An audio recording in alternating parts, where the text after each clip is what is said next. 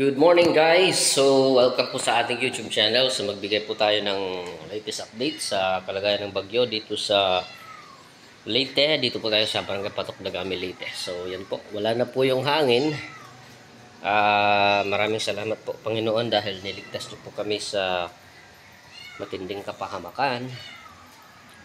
So, napansin ko yung hangin is on and off. So, humihina then biglang bumibilis.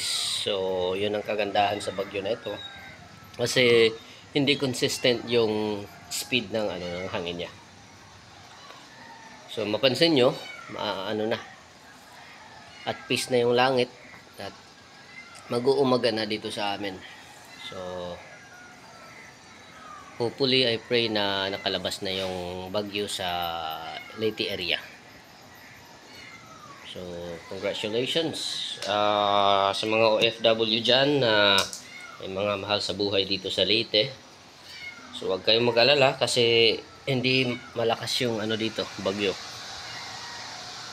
Okay, walang mga damages na nasira. Mga puno, wala. Yun lang, walang kuryente.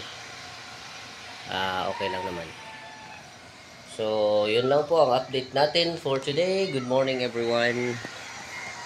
At keep safe kung nasaan man kayo sa mundo. Maraming salamat sa panonood.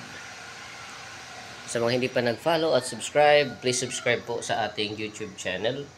So ako po si Mark Anthony Versosa, isa pong licensed real estate at saka isa rin po akong certified agarwood farmer. So if may questions kayo about real estate or how to start agarwood farming the right way, legal way, send me a message.